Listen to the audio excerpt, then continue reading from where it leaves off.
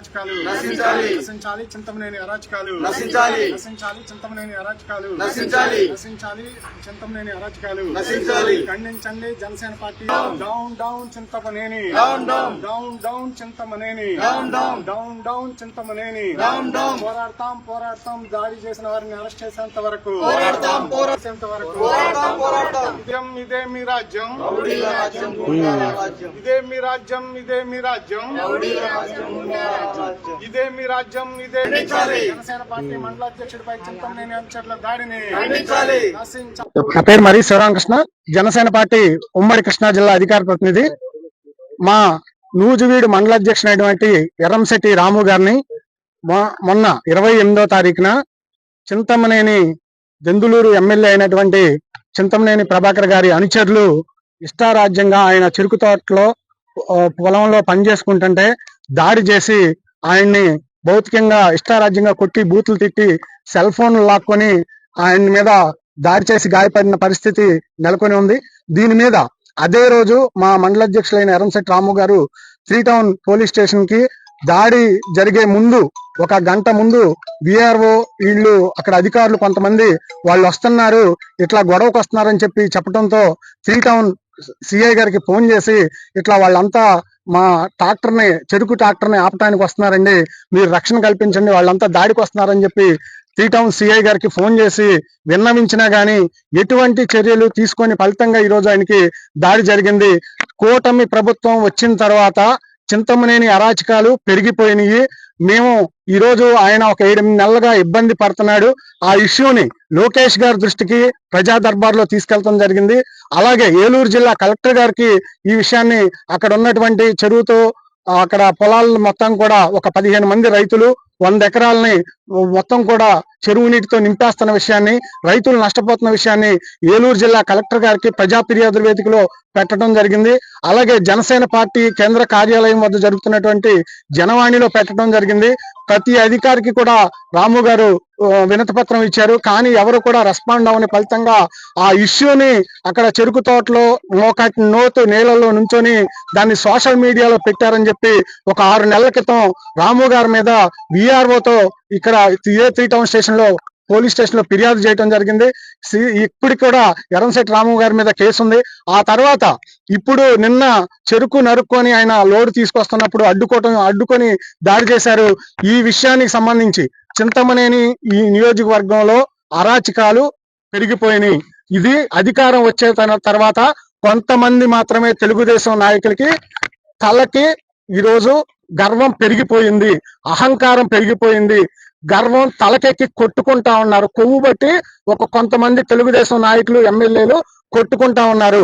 మాకు జనసేన నాయకులకి అవమానం జరుగుతుంటే తట్టుకున్నాం, మమ్మల్ని మీటింగ్ కి పిలవపోతే తట్టుకున్నాం, ప్రోటోకాల్ ప్రకారం మమ్మల్ని ఇన్వైట్ చేయకుండా మమ్మల్ని కార్యక్రమాలు చేసుకుంటుంటే తట్టుకున్నాం, కానీ భౌతికంగా మా మండల అధ్యక్షుల మీద దాడి జరిగితే ఊరుకునే ప్రసక్తే లేదు. ఖచ్చితంగా దాడి చేసిన వారిని పిలిపించాలి, వాళ్ళకి కఠినమైన సెక్షన్స్ తో అరెస్ట్ చేసి శిక్షించాలి. అలాగే మా వాళ్ళిద్దరు సెల్ ఫోన్లు లాక్కుంటం జరిగింది, ఆ సెల్ ఫోన్లను ఇప్పించాలి. అట్లాగే 7,000 రూపాయలు క్యాష్ తీసుకున్నారు, వాటిని ఇప్పించాలి. ఇది గనక జరగకపోతే మా జనసేన పార్టీ అధినేత పవన్ కళ్యాణ్ గారి దృష్టికి ఈ విషయాన్ని తీసుకెళ్తాం, చింతమనేని అరాచకాలని. అట్లాగే డిఎస్పీ గారికి, ఎస్పీ గారి దృష్టికి కూడా తీసుకెళ్తామని చెప్పి ఈ సందర్భంగా తెలియజేస్తా ఉన్నాం. నా పేరు ఎర్రంశెట్టి రాము అండి, అది మీజపురం గ్రామం, నూజివీడు మండలం జనసేన పార్టీ అధ్యక్షుడు అండి. నేను 2014 నుంచి ఇక్కడ పొలం కౌలు చేసుకుంటే ఇక్కడ ఉన్నాను సార్.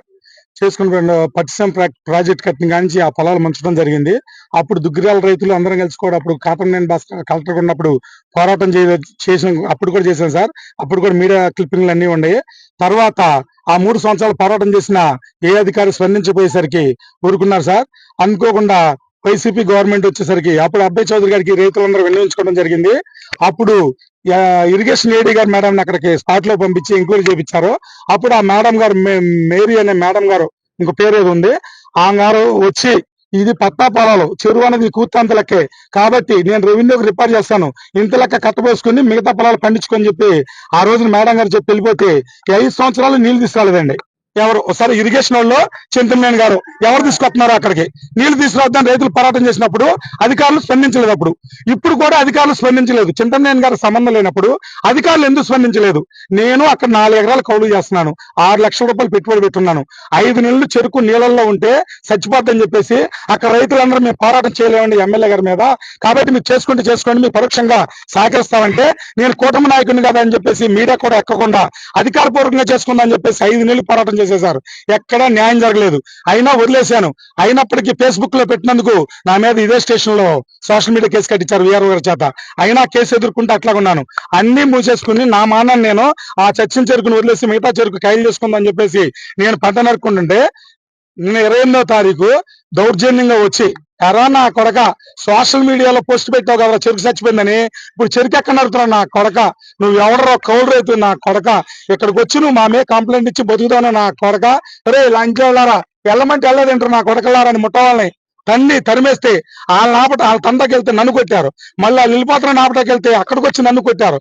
కొట్టి వీడియో తీస్తున్నానని చెప్పేసి మీడియా కుర్రోడు అతను నేను అక్కడ ఉంటే అతను ఫోన్ లాక్కుని నా ఫోన్ లాక్కుని పెన్నుతో సహా కెమెరా ఉందని చెక్ చేసుకుని జేబులో ఉండే 7,000 రూపాయలు కాల్ చేసుకుని నా కొడకని ఏం చేస్తా చేసుకుని అక్కడ దిక్కుండు కాడ చెప్పుకో అని చెప్పేసి అరే జేసీబీలు తీసుకురండి అని చెప్పి జేసీబీ తీసుకుని 5 ఆర్డర్లు తీసుకొచ్చి దౌర్జన్యంగా నా చేలోకి దిగే నా పట్టాపొలంలో ఉన్న ర్యాంపుని తవ్వుతుంటే అడ్డుకున్నందుకు అరే ఈ నా కొడుకులు ఇక్కడ కప్పేసి ఎత్తే దిక్కులు లేదు ఇవ్వడం లేదు సవాళ్ళు కూడా దొరకరంటే అప్పుడు ఆ కుర్రోడు అటు పారిపోయాడు, నేను అటు పారిపోయి మళ్ళీ 3 టౌన్ పోలీస్ స్టేషన్ లో వచ్చి ఆశ్రయం పొందాను. ఇక్కడ కానిస్టేబుల్ గారు వాళ్ళు రెస్పాండ్ అయ్యి కంప్లైంట్ తీసుకుని నన్ను హాస్పిటల్ పంపించడం జరిగింది. ఆ తర్వాత ట్రీట్మెంట్ తీసుకుని మళ్ళీ అటెండ్ అయ్యాను. సార్ వాళ్ళు రాకపోతే నీరసం ఉందని చెప్పి ఇంటికి వెళ్ళి నిన్న కూడా రాలేకపోయింది సార్, ఆ దెబ్బలో ఇది తట్టుకోలేక ఇవాళ సార్ వాళ్ళు కలుద్దామని చెప్పి ఇవాళ వచ్చాను సార్. ఇది నా పంటను తీసుకోవటానికి నేను చేయాలనుకుంటే ఆయన మీద నేను కంప్లైంట్ ఇస్తే చట్టపరంగా యాక్షన్ తీసుకోమనండి, నేను ఎదుర్కొంటాను. ఆయనకి సంబంధం లేనప్పుడు దౌర్జన్యం ఎవరు చెప్తారు? నా మీద దౌర్జన్యం చేసి ఆ పొలం తినేసి మా పొలం లాక్కుని డబ్బులు లాక్కుని చేసింది ఎవరు? చింతమనేని గారు సంబంధం లేనప్పుడు ఆ దౌర్జన్యం చేసింది ఎవరు? న్యాయపరంగా చర్యలు తీసుకోండి. ఆ దౌర్జన్యం చెప్పారు కంప్లైంట్ ఇచ్చారు కాబట్టి వాళ్ళ మీద అటెంప్ట్ మర్డర్ కేసు కట్టి నా డబ్బులు నా ఫోన్లు ఇచ్చి నా పంటకి నాకు రక్షణ కల్పించాలని మీడియా ద్వారా కోరుకున్నాండి. ఇవాళ చంపేస్తారు, రేపని చంపేస్తారు, లేకపోతే ఇప్పుడు పంట తాలు పెడతారు. ఇప్పుడు అక్కడ ట్రాక్టర్లో ఎక్కడ మొత్తం ఎక్కడెక్కడ సామాన్లు వదిలిపెట్టామండి. ముట్టవాళ్ళు మేము అందరం పారిపోయి వెళ్ళిపోయాం. అక్కడ ఏం జరిగిందో కూడా తెలియదు. ఇప్పుడు మీడియా సమస్యలు వస్తే అక్కడ జరిగిన అన్యాయం కూడా మీరు కల్లారా చూపించడానికి ప్రపంచానికి తెలియజేస్తారని చెప్పేసి ఈ మీడియా మిత్రుల ద్వారా తెలియజేసుకుంటానండి.